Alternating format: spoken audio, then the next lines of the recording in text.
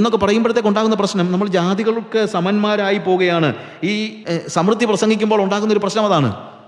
അത് മനസ്സലിവിനെ കുറിച്ച് അവിടെ പറയുന്നത്. നിങ്ങൾ മനസ്സലിവ് ഉണ്ടെങ്കിൽ, നീ മനസ്സലിവ് കാണിച്ചാൽ, അവിടെ പറയുന്നത് നിങ്ങളുടെ സ്വർഗ്ഗസ്ഥ പിതാവ് മനസ്സലിവുള്ളവനാകുന്നത് പോലെ നിങ്ങളും മനസ്സലിവുള്ളവരാകുവിൻ.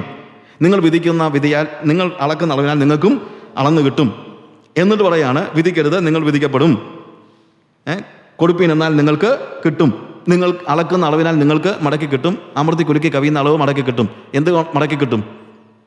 മനസ്സലിവ്. നിങ്ങൾ ആളുകളോട് മനസ്സലിവ് കാണിച്ചാൽ ആളുകൾ നിങ്ങളോട് മനസ്സലിവ് കാണിക്കും. ഇതാ മുമ്പേ പറഞ്ഞതുപോലെ കോട്ടിമാട്ടുന്ന വാക്യത്തിൻ്റെ ഒരു പ്രത്യേകതയാണ്. അല്ലാതെ സ്വോത്രാഴ്ചയ്ക്ക് പാടാൻ വേണ്ടി വെച്ചിരിക്കുന്ന പാട്ടൊന്നുമല്ല. കോട നിനക്ക് നൽകപ്പെടുമെന്ന് പറയുന്നതൊന്നും. യെസ്, മനസ്സലിവ്. Wherever you go. തീർച്ചയായിട്ടും അതിൻ്റെ മുകളിലുണ്ട്. മുകളിലത്തെ വാക്യം വായിക്കണം. നിങ്ങളുടെ സ്വർഗ്ഗസ്ഥ പിതാവ് മനസ്സലിവുള്ളവനാകുന്നത് പോലെ നിങ്ങളും മനസ്സലിവുള്ളവരാകുവിൻ എന്ന് പറഞ്ഞിട്ട് താഴെ പറയുന്നത്. തീർച്ചയായിട്ടും ചെല്ലുന്ന സ്ഥലങ്ങളിലെല്ലാം, അതായത് നിങ്ങൾ തിരക്കി ചെല്ലുകയല്ല, you will get it is close to you എന്നാണ് പറയുന്നത്. വേറെവർ യു ഗോ, നിങ്ങൾ തിരക്കി ചെല്ലേണ്ട കാര്യമില്ല, നിങ്ങൾക്ക് കിട്ടും.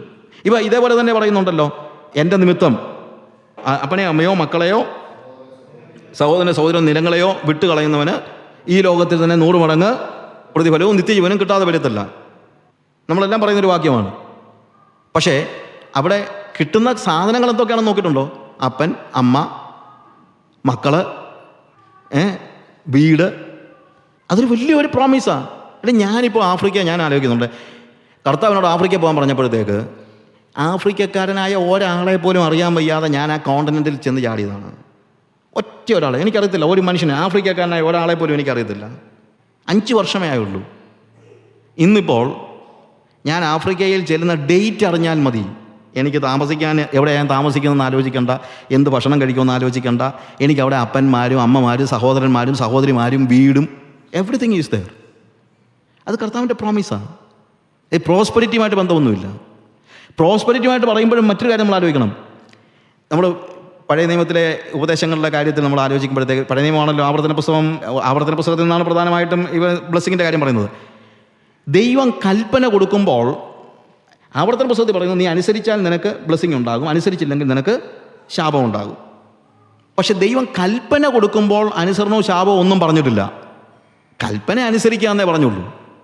എപ്പോഴാണ് ഇവനിത് അനുസരിക്കത്തില്ല എന്ന് മനസ്സിലാക്കി കഴിഞ്ഞപ്പോൾ, മത്സരിയാണെന്ന് മനസ്സിലാക്കി കഴിഞ്ഞപ്പോഴാണ് കർത്താവ് പറയുന്നത്, നീ അനുസരിച്ചാൽ നിനക്ക് അനുഗ്രഹം, അനുസരിച്ചില്ലെങ്കിൽ നിനക്ക് ശാപമെന്ന്. പുറപ്പാട് പുസ്തകത്തിൽ കൽപ്പന കൊടുക്കുമ്പോൾ കൽപ്പനയുടെ കൂടെ എന്താ, ഇതൊക്കെ അനുസരിച്ച് കഴിഞ്ഞാൽ ഞാൻ നിനക്ക് അവിടെ ഗോതമ്പ് തരുമെന്ന് പറയുന്നുണ്ടോ? ഇല്ല. മത്സരികളോടാണ് കർത്താവ് അനുഗ്രഹവും ശാപവും പറയുന്നത്, മത്സരികളോട്. കാരണം നിങ്ങളീ പറയുന്നത്, ഞാനിപ്പോൾ പെട്ടെന്ന് ഫാസ്റ്റായിട്ട് പറഞ്ഞു പോയാൽ നിങ്ങൾ മനസ്സിലാക്കേണ്ട ഒരു കാര്യമാണത്. നമ്മൾ ഈ ആവർത്തന പുസ്തകത്തിലെ കാര്യം പറയുന്നത് പഴയ നിയമത്തിലെ മത്സരികളായ ജനത്തോട് പറയുന്ന സന്ദേശമാണ്. അവർക്ക് അത്രേ പറ്റുള്ളൂ. എന്താണെന്നറിയാമോ? ബിക്കോസ് അവർ യേശു ക്രിസ്തുവിൻ്റെ സ്നേഹമൊന്നും കണ്ടിട്ടില്ല. യേശുവിൻ്റെ സ്നേഹം കണ്ടിട്ടില്ലാത്തവനെ അനുസരിച്ചാൽ എന്തോ കിട്ടുമെന്നും അനുസരിച്ചില്ലെങ്കിൽ എന്തോ ശിക്ഷ കിട്ടുമെന്നും ഒക്കെ പറഞ്ഞ് പഠിപ്പിച്ചേ പറ്റുള്ളൂ. പക്ഷേ യേശുവിൻ്റെ സ്നേഹം കണ്ടിട്ടുള്ളവൻ, അവനിതൊന്നും ആവശ്യമില്ല. യേശുവിൻ്റെ സ്നേഹം കണ്ടിട്ടുള്ളവൻ അനുസരിക്കാൻ വേണ്ടി അനുസരിച്ചാൽ അവൻ എന്തോ കിട്ടുമെന്ന് ആലോചിച്ചൊന്നും അവൻ അനുസരിക്കത്തൊന്നുമില്ല. It's not a matter at all. അനുസരിച്ചില്ലെങ്കിൽ നരകത്തിൽ പോകുന്ന വെച്ചൊന്നുമല്ല, യേശുവിനെ അറിഞ്ഞവൻ. പിന്നെ വേറൊരു കാര്യം നിങ്ങൾ ആലോചിക്കണം, ഈ പറയുന്ന ഒരു അനുഗ്രഹവും അവർക്ക് മരുഭൂമിയിൽ കിട്ടിയില്ല. അതെല്ലാം കിട്ടിയത് എവിടെയാ? കനാൻ നാട്ടിലാണ്. ഇതുപോലെ വേദപുസ്തകത്തിൽ പുതിയ നിയമവിശ്വാസികൾക്ക് നമ്മൾ പഠിപ്പിക്കുന്ന എന്താണ്? നമ്മളിപ്പോൾ എവിടെയാണ്? നമ്മൾ കനാനിലാണെന്നല്ല പറയുന്നത്, നമ്മളെവിടെയാണ്? മരുഭൂമിയിൽ. അപ്പോൾ നമ്മുടെ സമൃദ്ധിയും മറ്റുള്ള കാര്യങ്ങളും നമ്മൾ എവിടത്തേക്കാണ് റിസർവ് ചെയ്ത് വെച്ചിരിക്കുന്നത്? സ്വർഗീയ കനാനിലേക്കാണ് റിസർവ് ചെയ്ത് വെച്ചിരിക്കുന്നത്. ഇവിടെയാണത് കിട്ടുന്നതെന്ന് ഒരാൾ പഠിപ്പിച്ചു കഴിഞ്ഞാൽ അതിൻ്റെ അർത്ഥം ഇതാണ് നിൻ്റെ കനാനെന്നാണ് പഠിപ്പിക്കുന്നത്. ഇവിടെയാണ് നിനക്ക് ഈ സമൃദ്ധി കിട്ടുന്നതെന്ന് പറഞ്ഞാൽ അതിൻ്റെ അർത്ഥം എന്താണ്? ഇതാണ് നിൻ്റെ സ്വർഗം, ഇതാ. ഈ ലോകത്തിൽ മാത്രം പ്രത്യാശ വയ്ക്കുന്നെങ്കിൽ നിങ്ങൾ സകല മനുഷ്യരെക്കാളും അരിഷ്ടന്മാരത്രേ. കർത്താവിനെ ഒരിക്കലും, ഞാൻ പറഞ്ഞല്ലോ, കർത്താവിനെ ഒരിക്കലും ഇവർ അപ്പോസ്തലന്മാർ പഠിപ്പിച്ചത് എന്താണ്? ഒരു സമൃദ്ധിദായകനായ ഒരു വ്യക്തിയായിട്ടല്ല, വിധികർത്താവായിട്ടാണ്, അല്ലെങ്കിൽ ഭർത്താവായിട്ടാണ്, യജമാനനായിട്ടാണ്. പ്രസംഗിക്കുന്നത് എപ്പോഴും കർത്താവായിട്ടാണ്. ലോർഡ്. പ്രസംഗിച്ചു കഴിഞ്ഞ് സഭയിൽ വരുമ്പോഴാണ് പറയുന്നത് നിന്റെ ഭർത്താവാണ്, അവൻ നിന്റെ കാന്തനാണ്. He is my lord. അതാ പഠിപ്പിക്കേണ്ടത്. അവൻ ലോർഡാണെങ്കിൽ ഹീസ് അഡോണായി നിങ്ങളെ കൺട്രോൾ ചെയ്യുന്നവനായിരിക്കും. അവൻ നിങ്ങളുടെ രാജാവായിരിക്കും, അവനായിരിക്കും നിന്നെ നയിക്കുന്നത്. എന്നാൽ അവൻ ലോർഡാണെങ്കിൽ അവൻ നിന്റെ കാര്യങ്ങൾ നോക്കും. സാംസ് 23 അവിടെ വരുന്നതല്ലേ, the lord is my shepherd. കർത്താവ് എൻ്റെ ഇടയനാകുന്നു, യഹോവ എൻ്റെ ഇടയനാകുന്നു നമ്മൾ പറയുന്നത്. പക്ഷേ കറക്റ്റായിട്ട് ഹീബ്രു ബൈബിൾ എഴുതിയിരിക്കുന്നത് അഡോണായാണ്. The lord is my shepherd. കർത്താവ് എൻ്റെ ഇടയനാകുന്നു. അവൻ കർത്താവുമാണ്, എൻ്റെ വിധികർത്താവാണ്, എന്നാൽ അവൻ എൻ്റെ ഇടയനുമാണ്. ബന്ധമുണ്ട്. ബന്ധമുണ്ടായി കഴിയുമ്പോൾ ബാക്കി കാര്യങ്ങൾ. Because he is my lord he leads me to green meadows, green pastures. അവൻ എൻ്റെ ഇടയനായതുകൊണ്ട് അവൻ എന്നെ വഴിയിലിട്ടേച്ച് പോകത്തില്ല. അവൻ എന്ത് ചെയ്യുന്നു? എന്നെ പച്ചയായ പുൽപ്പടങ്ങളിലേക്ക് അവൻ നടത്തുന്നു. സ്വസ്ഥതയുള്ള വെള്ളത്തിനടിക്കത്തേക്ക് അവൻ എന്നെ കിടത്തുന്നു. അവൻ എൻ്റെ തലയെ എണ്ണ കൊണ്ട് അഭിഷേകം ചെയ്യുന്നു. തിരുനാമ നിമിത്തം എന്നെ നീതിപാതകളിൽ നടത്തുന്നു. ഇടയ്ക്കിടയ്ക്ക് അതുകൊണ്ട് റൈച്ചസ് പാത്തിലൂടെ തന്നെ നടക്കാൻ ചിലപ്പം അല്പം ചില ശിക്ഷണങ്ങളൊക്കെ കൊടുക്കുന്നു. മരണനിഴൽ താഴ്വരയിലൂടെ നടന്നാലും ഞാൻ ഒരു അനർത്ഥവും ഭയപ്പെടുകയില്ല. അവിടെ പറയുന്നത് എന്താണ്? അവൻ എൻ്റെ കർത്താവായതുകൊണ്ട് ഞാൻ ഒരു കാരണവശാലും മരണനിഴൽ താഴ്വരയിലൂടെ നടക്കുകയില്ല എന്നല്ല. ചിലപ്പോൾ മരണനിഴൽ താഴ്വര ഉണ്ടാകും, പക്ഷേ ഉണ്ടായാലും എനിക്ക് പ്രശ്നമില്ല. നീ എന്നോടുകൂടെ. അതാണ് വേദപുസ്തകത്തിൻ്റെ പ്രോമിസ് എന്ന് പറയുന്നത്, വേറെ ഒന്നുമല്ല. What is A real promise? നീ എന്നോടുകൂടെ ഇരിക്കുന്നു എന്നുള്ളതാണ്. പുറപ്പാട് പുസ്തകം 32-ാം അധ്യായത്തിൽ വിഗ്രഹാരാധികളായ ഇസ്രായേൽ മക്കൾ, 33-ാം അധ്യായത്തിൽ കർത്താവ് മോശയോട് പറയാണ്, മിസ്രൈമിൽ നിന്ന് നീ കൊണ്ടുവന്ന ജനത്തെ നീ അങ്ങ് കൊണ്ടുപോക്കൂ. ഞാൻ അവർക്ക് പാലും തേനും ഒഴുകുന്ന കനാൻ ദേശം കൊടുത്തോളാം. ഞാൻ അവരുടെ ശത്രുക്കളെ അവിടെ മുമ്പിൽ നിന്ന് ഓടിച്ചു കളയാം. പിന്നെ വഴിയിൽ പോകാനായിട്ട് ഞാനൊരു ദൂതനെ അവന് മുമ്പായിട്ട് അയക്കാം. ഞാൻ വരത്തില്ല, കാര്യം നീ ദുശാഠ്യമുള്ള ജനമാകുന്നു. ഞാൻ വന്നാൽ അപകടമാണ്. അതുകൊണ്ട് നിങ്ങൾക്ക് ഏറ്റവും നല്ലത് നിങ്ങളങ്ങ് പോകുന്നതാണ്. കർത്താവിൻ്റെ പ്രത്യേകം മനസ്സിലാക്കണം. വിഗ്രഹാരാധികളായതുകൊണ്ട് പാലും തേനും ഒഴുകുന്ന ദേശം തരത്തില്ല എന്ന് കർത്താവ് പറഞ്ഞില്ല. അതിൻ്റെ ഫെർട്ടിലിറ്റി കുറയ്ക്കുമൊന്നും പറഞ്ഞില്ല. അവിടെ ചെന്നാൽ പാലും തേനും ഒഴുകുന്ന ദേശം ഞാൻ നിങ്ങൾക്ക് തരാം, കുറച്ചുകൂടെ കൂടുതൽ ഉപകാരം ചെയ്തേ ഉള്ളൂ. നീ അവിടെ ചെന്ന് യുദ്ധമൊന്നും ചെയ്യേണ്ട, നിൻ്റെ ശത്രുക്കളെ ഞാൻ നിൻ്റെ മുമ്പിൽ നിന്ന് ഓടിച്ചു കളയും. പിന്നെ പോകുന്ന കൂട്ടത്തിൽ ഞാനൊരു ദൂതനെ കൂടെ അയച്ചേക്കാം. നിനക്ക് എന്തെങ്കിലും ഒരു പ്രശ്നമൊക്കെ തോന്നിയാൽ ദൂതനെ കൂടെ അയച്ചേക്കാം, പക്ഷെ ഞാൻ നിൻ്റെ കൂടെ വരത്തില്ല. നമ്മളാരെന്നൊക്കെ പറഞ്ഞു, പ്രൈസ് ദി ലോർഡ്. കർത്താവ് എത്ര നല്ലവനും വിശ്വസനും. നമ്മൾ അവിശ്വസനായിരിക്കുമ്പോഴും അവൻ വിശ്വസനായി പാർക്കുന്നു. നമ്മൾ വിഗ്രഹാരാധികളായിട്ടും അവൻ എന്ന് പറഞ്ഞ കേട്ടില്ലേ, അവൻ ആ പാലും തേനും ഒഴുകുന്ന ദേശം നമുക്ക് തരാമെന്ന്. അതാ വിശ്വസ്തത. കർത്താവേ സ്തോത്രം, നിൻ്റെ വിശ്വസ്തയ്ക്കായ സ്തോത്രം. നമ്മളങ്ങനെ പറയും, പക്ഷേ ഇസ്രായേൽ മക്കൾ നമ്മളെക്കാൾ നല്ലവരായിരുന്നു. ഞാൻ പലപ്പോഴും പറയാറുള്ള കാര്യമുണ്ട്, വേദപുസ്തകത്തിലെ ദുഷ്ടകഥാപാത്രങ്ങൾ പോലും നമ്മളെക്കാളും നല്ലവരാണ്. അവർ പറയുന്നത് എന്നാണെന്നറിയാമോ? ദോഷകരമായ ഈ വചനം കേട്ടപ്പോൾ ജനം കരഞ്ഞു. ഇറ്റ്സ് ആൻ ഈവിൾ ടൈഡിങ്സ് എന്ന്, ഇതൊരു ദോഷകരമായ വാർത്തയാണെന്ന് വിഗ്രഹാരാധികളായ ഇസ്രായേൽ മക്കൾക്ക് അറിഞ്ഞു. നമുക്കറിയത്തില്ല. നമ്മൾ പറയുന്നത്, സാരമില്ല കർത്താവേ, നീ എനിക്ക് തരാനുള്ളതെല്ലാം എനിക്ക് തന്നേച്ചാൽ മതി.